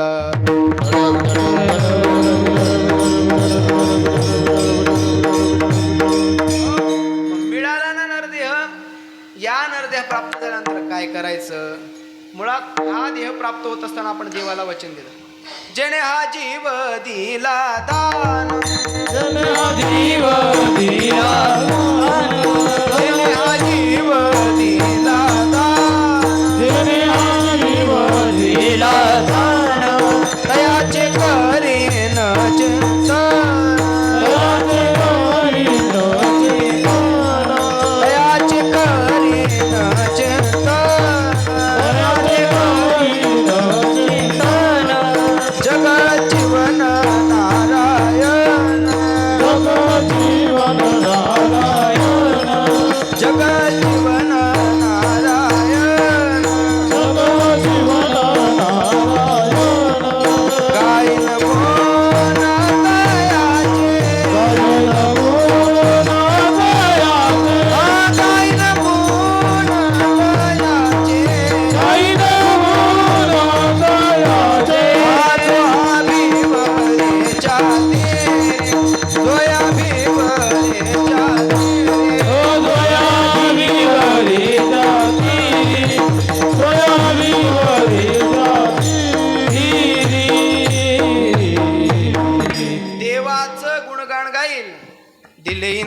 हात पाय कान डोळे मुख बोलावया वचन जेणे तू जोडसी नारायण नासे जीवपण भवरोग नासे जीवपण भवरोग तिळ पुण्य साचा पडे. दिले इंद्रिय हातपाय का दिले? देवे दिला देह भोजना गोमटा भजना गोमटा भजनाला दिलं ना. मग हे भजन आणि या जन्माची सार्थकता दोनच गोष्टीनं होऊ शकते. एक, या जन्माची सार्थकता भगवत दर्शनाने होईल आणि ते भगवत दर्शन संत दर्शनाशिवाय शक्य नाही. विठ्ठल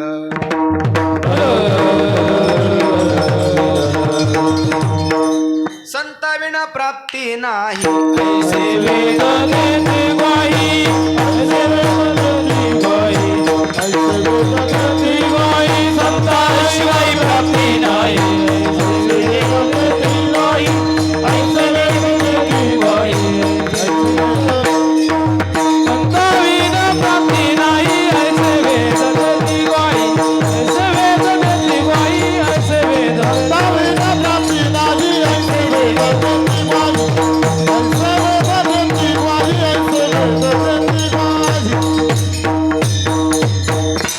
संताशिवाय भगवत दर्शन होत नाही म्हणून कर्ममेळा महाराजांनी हा सगळा आराखडा पाहिला. हे सगळं विवेचन केलं आणि कर्ममेळा महाराज दोन्ही हात जोडतात आणि देवाला सांगतात अभंगाच्या पहिल्या चरणावर.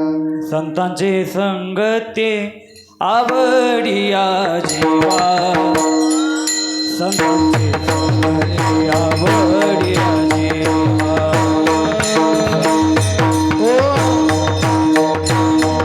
संतांचे संगती आवडिया जीवा,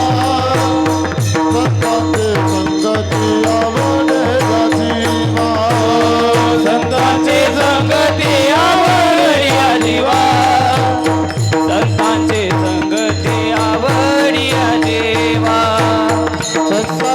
संगती आवडिया जीवा, संतांचे संगती आवडिया जीवा. हरिक केशवा तुझे नको, हरिक केशवा तुझे नको, हरिक केशवा तुझे, हरिक केशवा तुझे नको. वाया हवा बरी होऊन दे मला, वाया हवा बरी होऊन दे मला, वाया हवा बरी होऊन दे मला, वाया हवा बरी होऊन दे मला, वाया हवा बरी होऊन दे मला, वाया हवा बरी होऊन दे मला, वाया हवा बरी होऊन दे मला, वाया हवा बरी होऊन दे मला. संतांची संगती आवडे या जीवा अनेक केशवा दुजे नको. कर्ममेळा महाराज त्यांची आवड सांगतात. देवा मला काय आवडतं? जीवाची आवड भिन्न आहे, देवाची आवड भिन्न आहे आणि साधूची आवड भिन्न आहे. जीवाला एकाला एक आवडत नाही, एकाला सर्व आवडत नाही, सर्वाला एक आवडत नाही, सर्वाला सर्व आवडत नाही. श्री गुरु भास्कर बाबा. जीवाची आवड भिन्न आहे. कोणाला काय आवडतं? देवाची आवड आवडे देवासी तो ऐका प्रकार नामाचा उच्चार, हे देवाची आवड आहे. ज्ञानोबारांची आवड, माऊलीची आवड सांगतात. माऊली म्हणतात माझे जीवेची जीवेची आवडी, माझी जीवेची आवडी, माझी जीवेची आवडी, माझी जीवेची आवडी. पंढरपुराने नगोडी, पंढरपुराने नगोडी, पांडुरंगी मन रंगले, पांडुरंगी मन रंगले.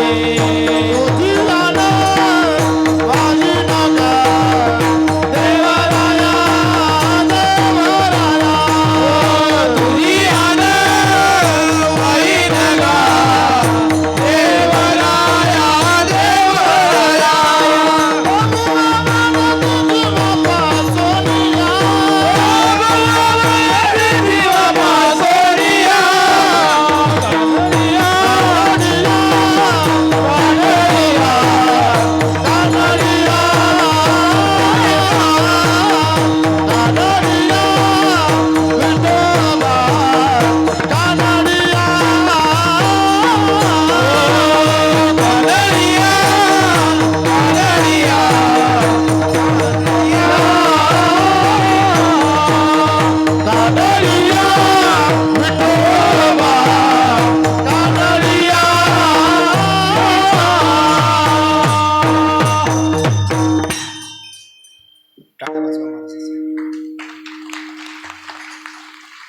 साधना गळ्यामध्ये वसविण्याकरता काय प्रयास करावे लागतात हे त्यांचं त्यांना माहिती. विठ्ठल जीवीची या जीवा प्रेम भावाची या भावा तुझ वाचून केशवा अनुनावडे तुझ वाचून केशवा अनुनावडे जीवे अनुसरले अजून कान जीवे अनुसरले अजून कान. ही ज्ञानोबारांची आवड आहे. आता तुकाराम महाराजांची आवड पाहू. तुका म्हणे माझेची सर्व सुख म्हणे माझेची सर्व सुख तुका म्हणे माझेची सर्व सुख तुका म्हणे माझेची सर्व सुख तुका म्हणे माझेची सर्व सुख तुका म्हणे माझेची सर्व सुख तुका म्हणे माझेची सर्व सुख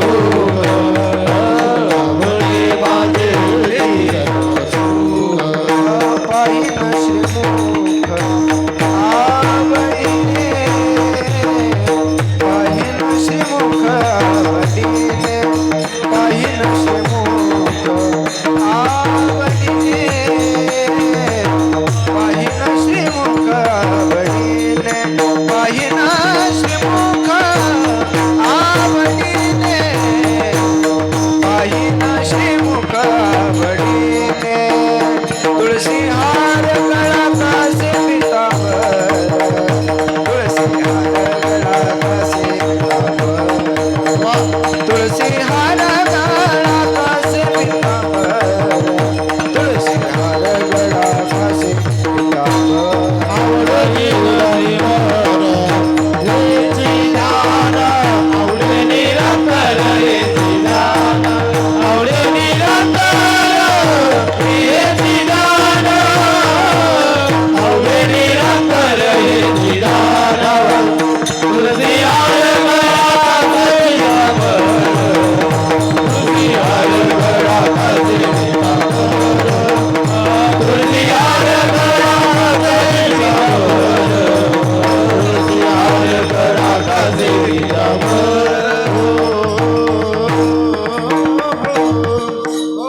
देवाचं मुख आवडीने पाहिन आणि आवडे निरंतर हेची ध्यान. विठ्ठल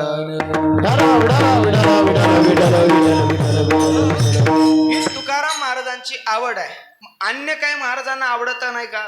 संपदा सोहळा नावडे कितीही काही द्याव आम्हा देणे धरा सांगतो ते काने आम्हा देणे धरा सांगतो ते काने चिंता पाय मने विठोबाचे चिंता पाय मने विठोबाचे तिने माझ्या चित्ता होय समाधान विलास मिष्टान न लगे सोने विलास मिष्टान न लगे सोने तिने माझ्या चित्ता होय समाधान. अन्य काही आवडत नाही. प्रत्येक संत देवाचं नाव सोडलं की काय आवडत नाही. स्वतःला आवडतं यात नवल नाही. अन्य लोकांना घेऊन सुद्धा परमार्थ करायचं असलं तर अन्य लोकांना घेतात आणि भगवान परमात्म्याचं नामाचं चिंतन करतात. नामदेव महाराजांच्या घरामध्ये 14 जण भगवान परमात्म्याचं भजन करायचे. हे गोनाई राजाई दोघी सासू सुना गोनाई राजाई दोघी सासू सुना दामना मदाना बापले दामना मदाना बापले दामना मदाना बापले दामना मदाना बापले हे गोनाई राजाई दोघी सासू सुना गोनाई राजाई दोघी सासू सुना. बंकट स्वामी महाराज की जय हो. सगळ्यांनी बोला दामना मदाना बापले दामना मदाना बापले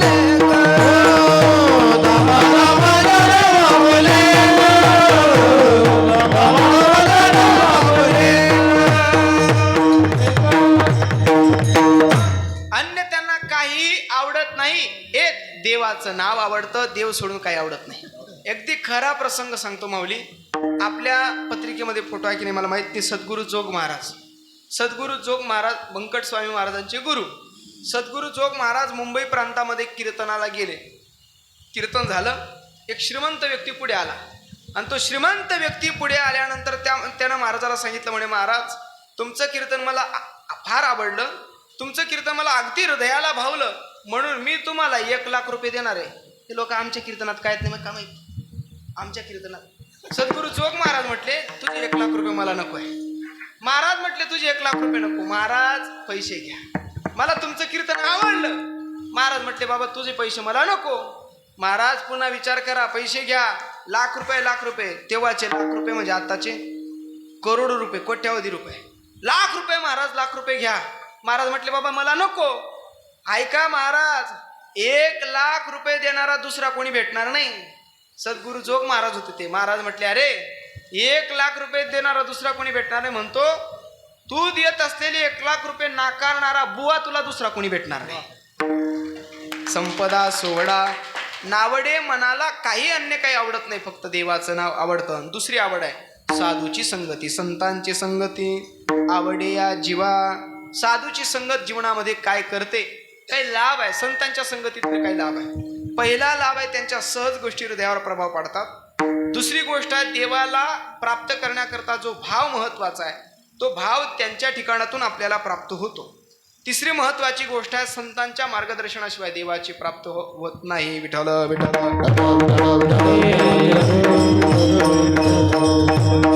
संतांनी कृपा केली की हृदयातली भावशक्ती जागृत होते.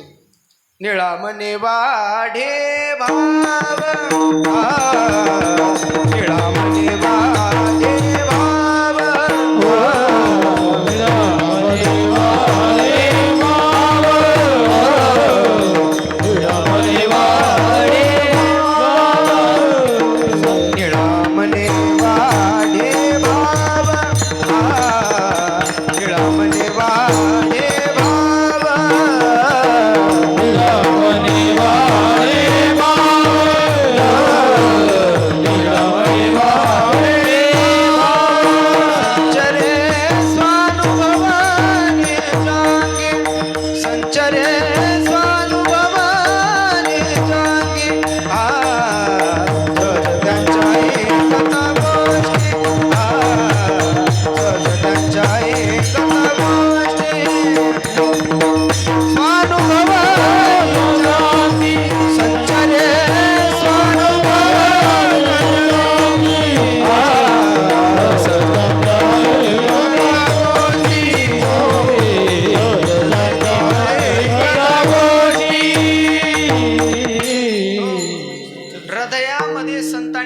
केली की भाव शक्ती जागृत होते.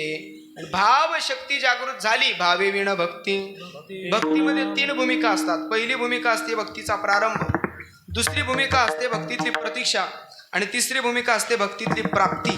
प्रारंभ, प्रतीक्षा आणि प्राप्ती या 3 गोष्टी महत्वाच्या आहेत. आम्ही भक्तीचा प्रारंभ केला पण प्राप्ती अजून देवाची झाली नाही. का? कारण आता आपण प्रतीक्षेत आहोत आणि देवाची वाट पाहणं जेवढं अवघड आहे. सोपं सांगू, पूर्वीच्या काळी या माता माऊलींचं माहेर दूर असायचं, फोनची व्यवस्था नसायची. या माता माऊल्या आपल्या माहेराची वाट पाहायच्या किंवा हे तेवढं तसं अवघड आहे तेवढं देवाची वाट पाहणं कठीण आहे. मीराबाईने भगवान परमात्म्याची केवढी वाट पाहिली. कोई कहियो रे प्रभु आवन, कोई कहियो रे प्रभु आवन के, कोई कहियो रे प्रभु आवन की, कोई कहियो रे प्रभु आवन की, कोई कहियो रे प्रभु आवन के, कोई कहियो रे प्रभु आवन के, कोई कहियो रे प्रभु आवन की, कोई कहियो रे प्रभु आवन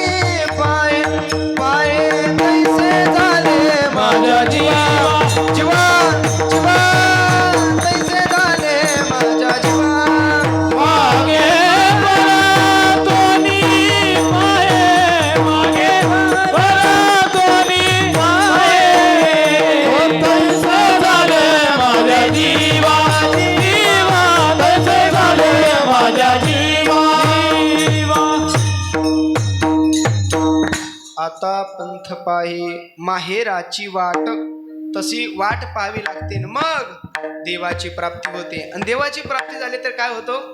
तुकाराम महाराजांना विचारा तुम्ही. महाराज देवाची प्राप्ती झाली काय झालं? आनंदाच्या कोटी साठविल्या आम्ही कोटी, साठविल्या आम्ही कोटी, साठविल्या आम्ही कोटी. आनंदाच्या कोटी साठविल्या मागोटी, साठविल्या मागोटी, साठविल्या मागोटी. पण ही सगळी प्राप्ती झाली, आनंद साठवला कोणामुळे? संतांमुळे. संतांशिवाय प्राप्ती झाली नाही. संताविण प्राप्ती नाही ऐसे वेद देती ग्वाही आपण प्रमाण पाहून गेलो. किंवा हरिप्राप्तीसी उपाय धरावे संतांचे ते पाय. साधूशिवाय देवाची प्राप्ती नाही. आम्हाला देवाची प्राप्ती झाली संतांमुळे, म्हणून ही संतांची संगती आवडे. या जीवा किंवा निळोबरायांचं प्रमाण आहे.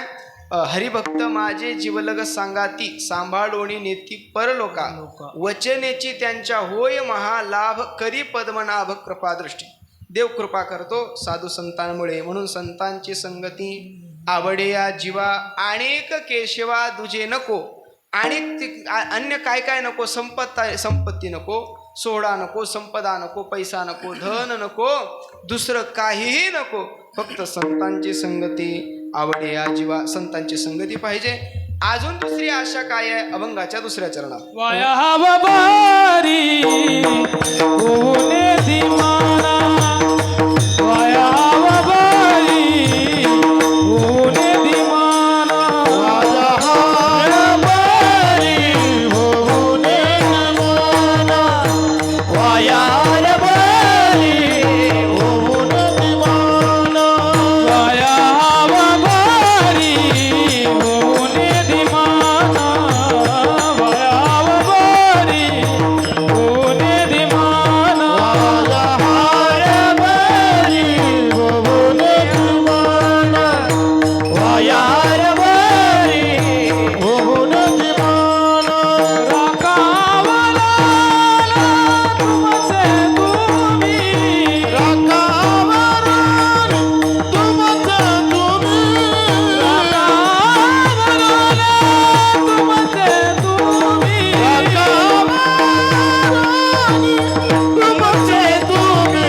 वाया बाबारी होणे दिमाना, वाया बाबारी होणे दिमाना, वाया बाबारी होणे तुम्ही, वाया बाबारी होणे दिमाना. विठोबार कुमारी जय दोबार कुमाई, दोबार कुमारी, जय दोबार कुमाई, जय दोबार कुमाई, जय दोबार कुमाई, जय जय द्वार कुमाई, जय जय दोबार कुमाई, जय दोबार कुमाई, दोबार कुमाई,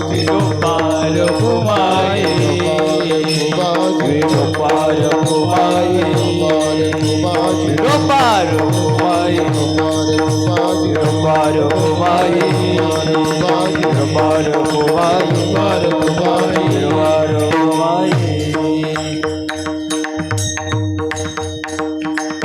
अजून 10 मिनिटं तुमची घेणार आहे. मला यायला थोडा उशीर झाला आणि त्या निमित्ताने फक्त 10 मिनिटं घेतो. अभंगाचा भाव सांगतो ऐका. वाया बबरी होणे दि मन, राखा आवरण तुमचे तुम्ही. कर्ममेळा महाराज म्हणतात, देवा हे जे काही मन आहे हे मन फार चंचल आहे. तुम्ही ज्ञानेश्वरी जर वाचली किंवा गीता जर वाचली, त्या गीतेमध्ये आणि ज्ञानेश्वरीमध्ये मनाच्या संबंधानं 2 शब्द आलेले आहेत. पहिला शब्द आहे चंचल आणि दुसरा शब्द आहे चपळ. पहिला शब्द कर्ममेळा आपलं ज्ञानोबाराय म्हणतात, येया मनाचा कीर चपळची स्वभावोगा, मन चपळ आहे. आणि अर्जुन महाराज मनाविषयी बोलत असताना म्हणतात, चंचलम हि मन कृष्ण प्रमाथी बलवदृढम. अर्जुन महाराज म्हणतात, देवा मन चंचल आहे.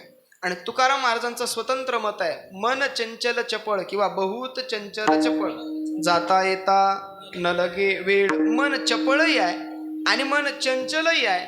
हे मन ज्यावेळेला प्रपंचात असतं त्यावेळेला चंचल असतं. तुम्ही मनाचा स्वभाव पहा. मनाला जर सत्वगुणाचं प्राधान्य मिळालं तर हे मन परमार्थ करतं. मनाला जर तमोगुणाची संगती मिळाली तर हे परमार्थ करणारं मन तमाशात जाऊन बसतं. आणि मनाला जर रजोगुणाची संगती मिळाली तर हे मन राजसी भोगविलास भोगतं. म्हणजे माणसाची प्रत्येक क्रिया ही मनावर अवलंबून आहे. ज्यावेळेला माणसं येड्यासारखी वागायला लागली, समजावं यांच्या मनानं तमोगुणाची संगती केली.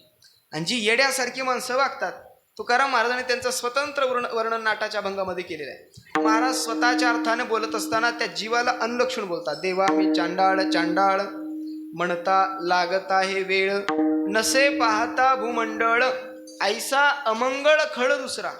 महाराज म्हणतात हा जीव एवढा चांडाळ झाला जो मनाला तमोगुणाची संगती करतो. त्या जीवाचं वर्णन आहे. एवढा चांडाळपणा करतो, एवढं वागण्यात याचं अधर्म आहे की लोक याला कंटाळतात. लोक म्हणतात आता लवकर जाऊ दे.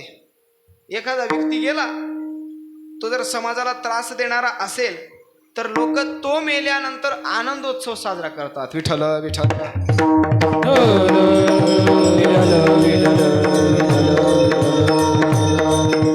कारण त्याची वृत्ती अशी असते, त्याची वृत्ती फक्त समाजाला टॉर्चर करणारी असते. एखादं चांगलं काम होत असेल की तो मध्ये आडवा येतो.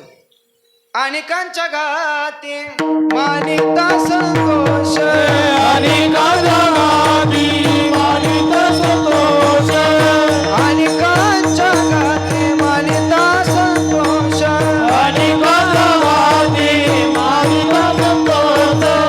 सुख दुःख दोष अंगागडे, सुख दुःख दोष अंगागडे,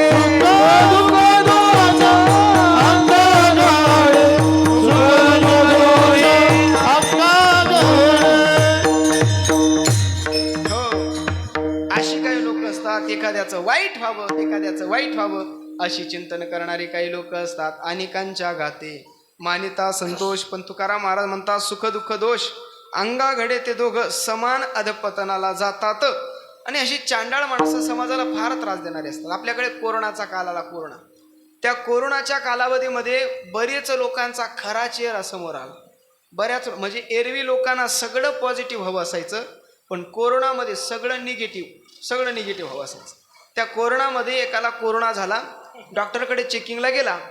डॉक्टरकडे चेकिंगला गेल्यानंतर डॉक्टरने त्याला 2-3 प्रश्न विचारले. म्हणे का रे, जायदाद किती आहे, संपत्ती किती आहे? हा म्हणे संपत्ती 40 एकरचा एकटा मालक आहे. यानं संपत्ती सांगितल्याबरोबर डॉक्टरने शब्द टाकला, तू पॉझिटिव्ह म्हणे. पॉझिटिव्ह म्हटल्याबरोबर याचे लाईट लागले. हा म्हणे डॉक्टर साहेब पॉझिटिव्ह म्हणे. हो पॉझिटिव्ह. आता एकमेव पर्याय, इथं क्वारंटाईन व्हावं लागेल. हा म्हटले मी क्वारंटाईन होईल, पण अगोदर आमच्या तिला भेटून येतो. हा म्हणे तिला भेटायला जाऊ नको. म्हणे का? तिला कोरोना होईल. हा म्हणे तिच्यामुळेच मला झालाय. पहिले भेटायला गेल्यानंतर डॉक्टर साहेब निश्चित येतो मी. भेटायला गेला आणि भेटायला गेल्यानंतर एक ट्यूब पेटला. याच्या मनामध्ये विचार निर्माण झाला की डॉक्टरने मला संपत्ती का विचारली. पुन्हा आला, येत असताना मास्क लावून आला. आणि त्या मास्कची गंमत अशी होती, आपल्या ज्याच्यावर कर्ज आहे तो जरी शेजारून मास्क लावून गेला तरी ओळखू येत नव्हता.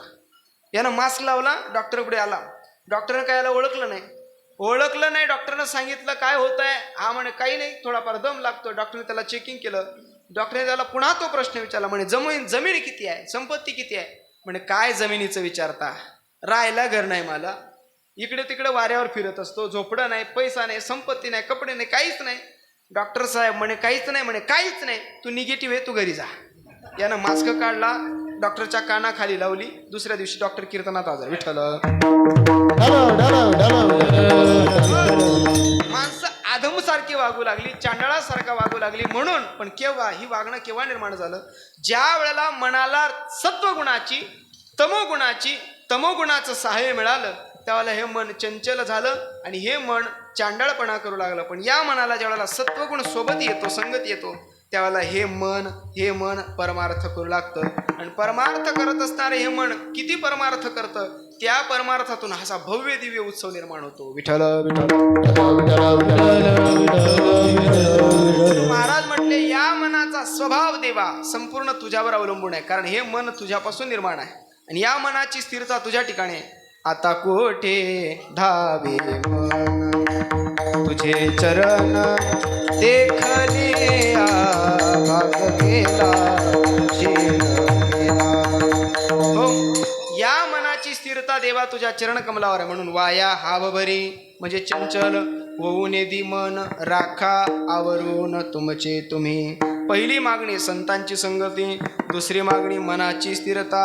या दोन आशा देवा तुम्ही पूर्ण करा. कर्म मेळा मने पंढरीने वासा, कर्म मेळा मने पंढरीने वासा, कर्म वेडा मने पंढरी निवासा, कर्म वेडा मने पंढरी निवासा, कर्म मेळा म्हणे पंढरी निवासा, कर्म मेळा म्हणे पंढरी निवासा.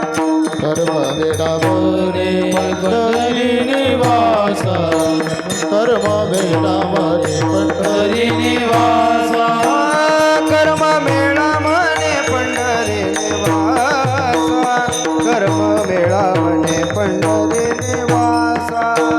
कर्म वेडा मने पंढरी निवासा, कर्म वेडा मने पंढरी निवासा.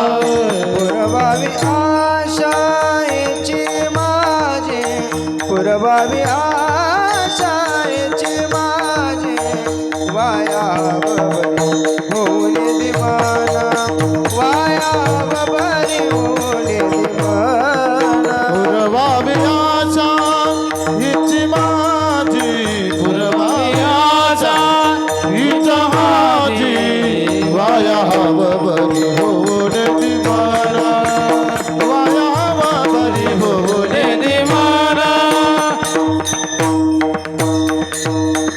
हे पंढरपुरात वास करणाऱ्या देवा, कर्ममेळा म्हणे पंढरी निवासा. देव पंढरपुरात राहतो.